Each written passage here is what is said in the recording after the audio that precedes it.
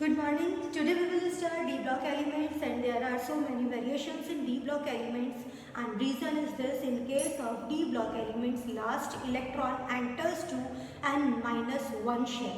इसका मतलब एक इनर शेल में इलेक्ट्रॉन एंटर कर रहा है, डी ऑर्बिटल में एंटर कर रहा है, इसे हम इसे बोलते हैं डी ब्लॉक एलिमेंट. हमें एक जनरल पता है first and second group elements are known as S block element. 13 to 18 group elements are known as P block element, while the third to 12 group elements are known as D block element. इसका मतलब D block कहाँ से कहाँ तक lie करता है periodic table में? Third group to 12th group, ये सभी ग्रुप कहलाते हैं D block element, एक्सेप्ट यहाँ पर लैंथेनाइड और एक्टिनाइड सीरीज के लिए भी जगह है कि lanthanum and actinium these are the D block elements, but यहाँ पर 14 एलिमेंट्स के लिए स्पेस छोड़ा गया है जिसे बोलते हैं लैंथेनम को फॉलो करते हुए लैंथेनॉइड सीरीज, और एक्टिनियम को फॉलो करते हुए actinoid series. Both these series belongs to the F block element.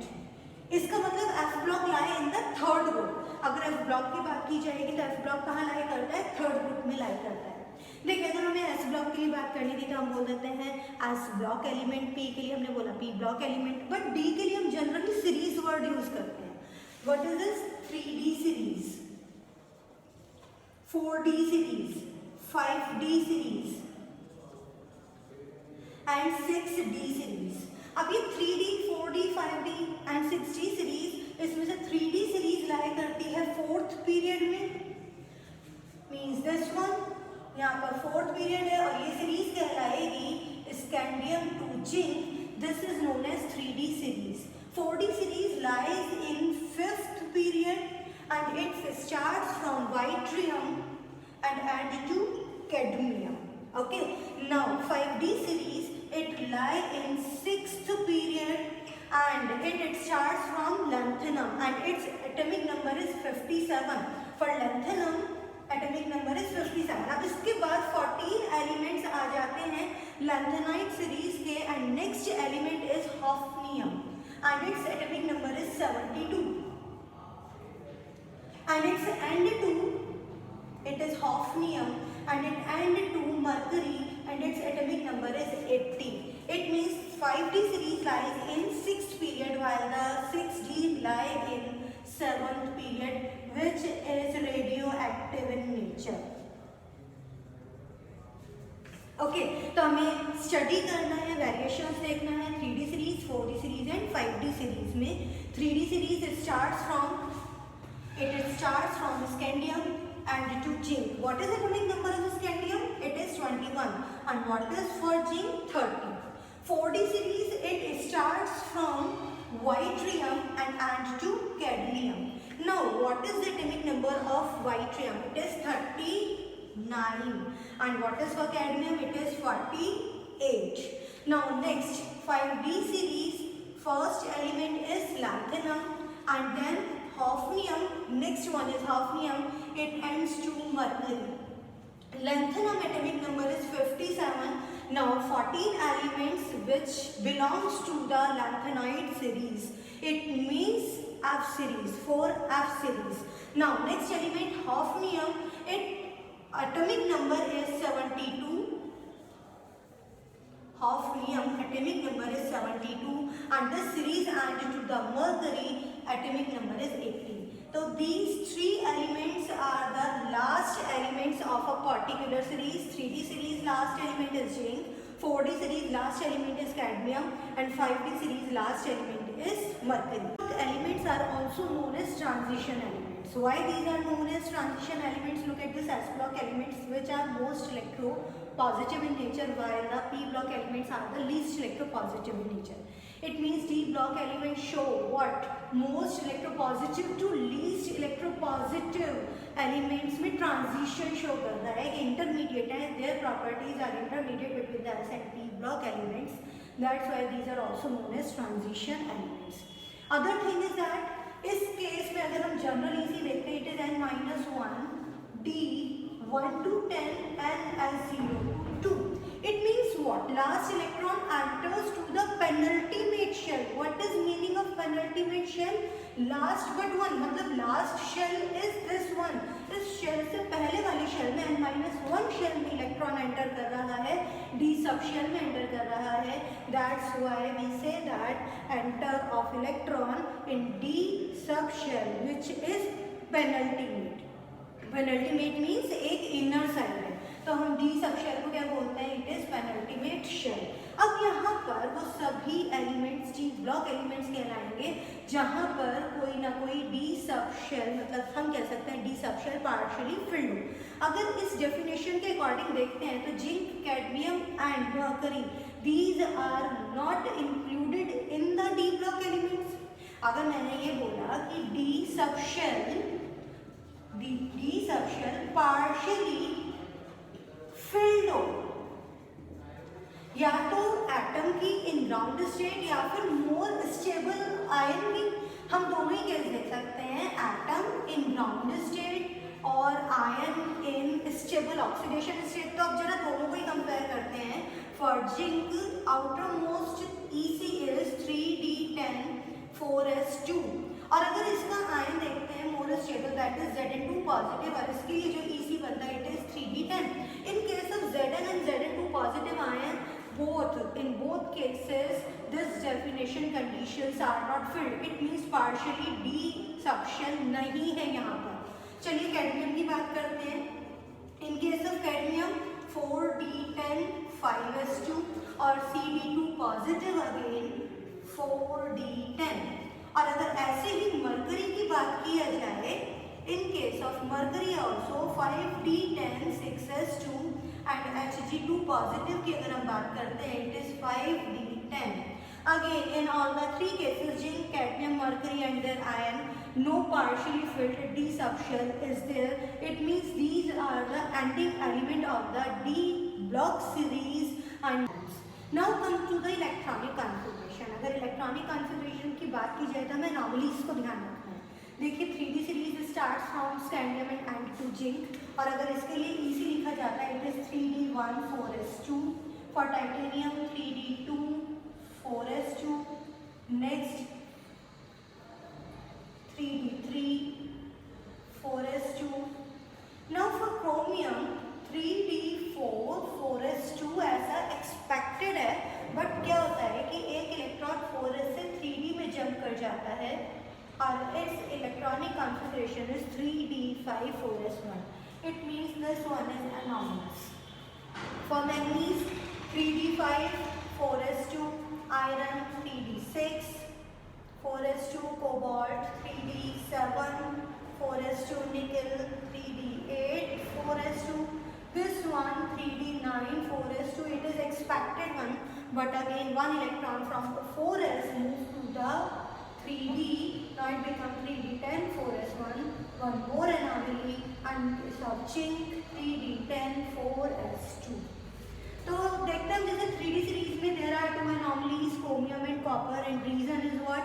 In case of chromium 3D subshell is completely half filled, in case of copper 3D subshell is completely filled, which are stable configuration, and because of this stability this jump will take place।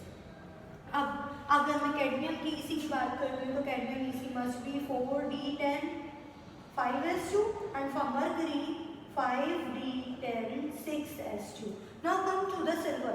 Silver क्या होना चाहिए? According to copper it must be 4d10 5s1 and for gold 5d10 6s1। Again both of these are anomaly।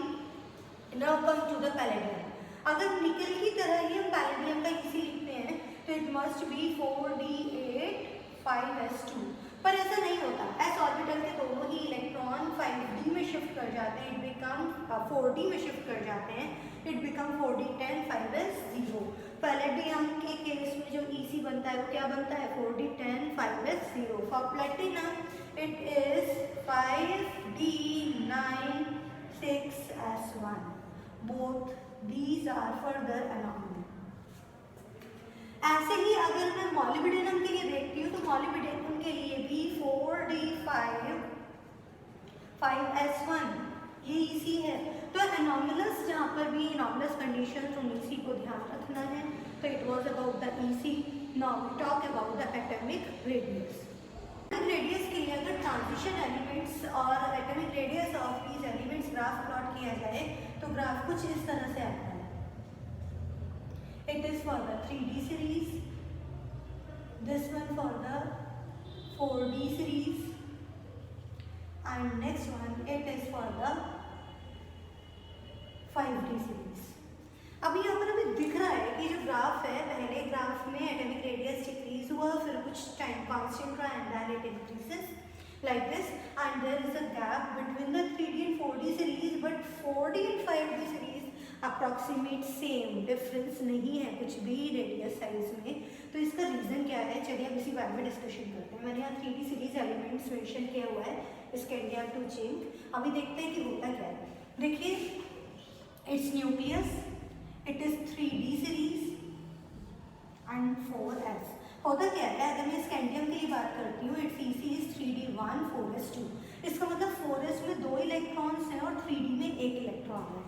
But for titanium 3D2 4s2, अगर यही बात किया जाए titanium के लिए, तो in case of titanium 4s has 2 electrons but 3D has 2 electrons also. मतलब electrons कहाँ एंटर कर रहे हैं, electrons enter to the penultimate shell.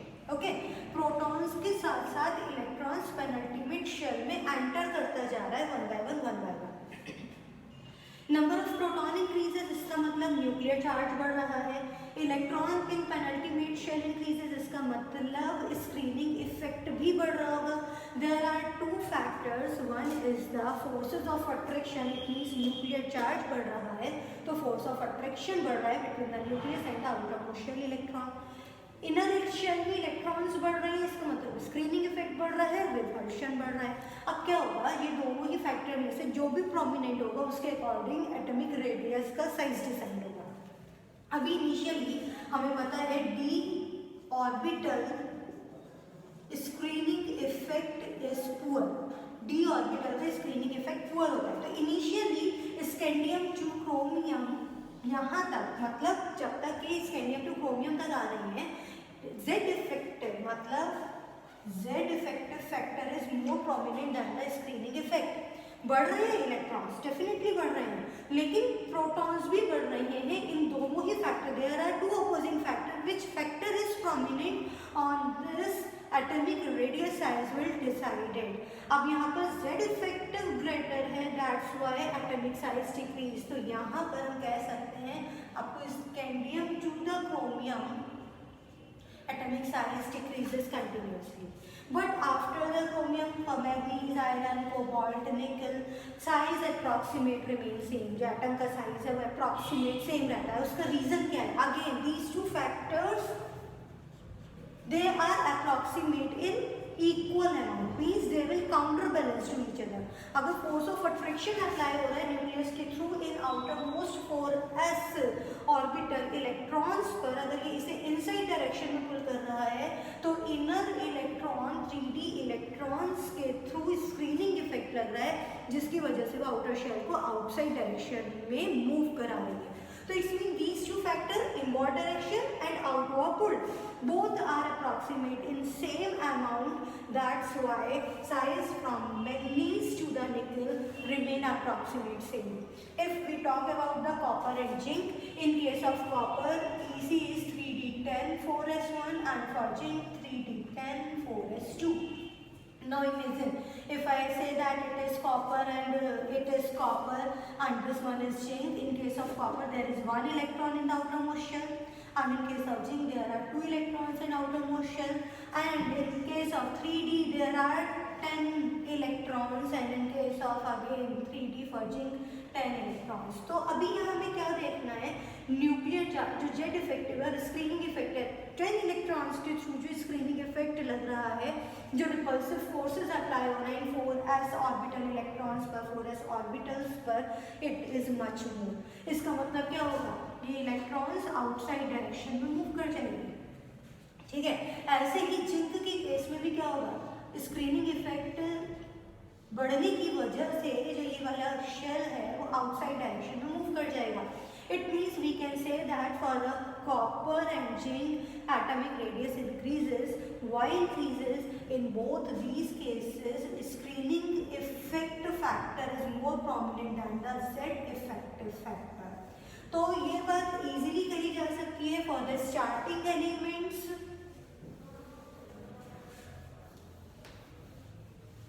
For the starting elements, Z effective more prominent than the screening effect. For the intermediate element, Z effective is counterbalanced by the screening effect factor, and for the last element, the screening effect factor is more prominent than the Z effective factor, and because of these two opposing factors, हम atomic radius में ये variation देखते हैं. अब question arise होता है when we move from 3D series to 4D series size increases, but when we move from 4D series to 5D series size of atom remain approximate same. 3D series to 4D series, I am saying that when we move from 3D series to 4D series atomic size increase, but when we move from 4D series to 5D series atomic size remain same, remain approx same. Why? क्या reason है इसका? तो इसका reason है lanthanoid contraction.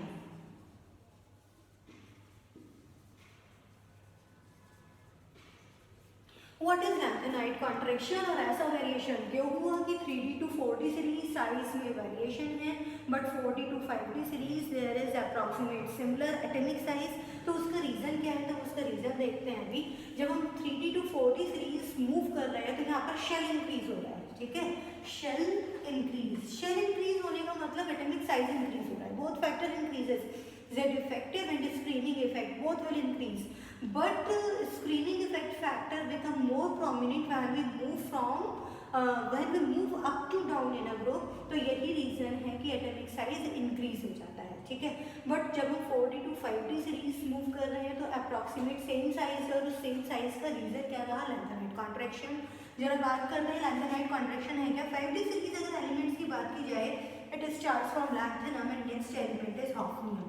Lanthanum to hafnium के mid there are 14 elements, and these 14 elements belong to the 4f series, in which electrons are entered to the n-2f orbitals. क्या आप बात समझ रहे हैं? n-2f orbitals मतलब inner to inner shell. Let's suppose अगर मैं बात करती हूँ कि ये 4f ऑर्बिटल है, ये 5d है और ये 6 S है. 14 इलेक्ट्रॉन्स कहाँ एंट्री कर रहे हैं? इस 4f ऑर्बिटल्स में एंटर कर रहे थे, और ये है न्यूक्लियस. जब इलेक्ट्रॉन की एंट्री हुई होगी तो डेफिनेटली इलेक्ट्रॉन के साथ साथ प्रोटॉन भी ऐड हुआ, मतलब न्यूक्लियर चार्ज भी बढ़ा. पर अब हमें एक चीज और पता होना चाहिए, f orbital screening effect is poor, is very poor. I can say that आप ऑर्बिटल का जो स्क्रीनिंग इफेक्ट है वो बहुत ज़्यादा पुअर है. अब यहाँ पर दो ही तो फैक्टर हैं, एक तो स्क्रीनिंग इफेक्ट और forces of attraction means effective nuclear charge. अब अगर स्क्रीनिंग इफेक्ट पुअर है तो effective nuclear charge more prominent है, और अगर effective nuclear charge more prominent है तो क्या करता है? आउटर मोस्ट शेल इलेक्ट्रॉन्स को इनवर्ड डायरेक्शन में. It means that valence shell electron will move in inward direction, और अगर ऐसा होगा तो एटॉमिक रेडियस भी डिक्रीज होगा.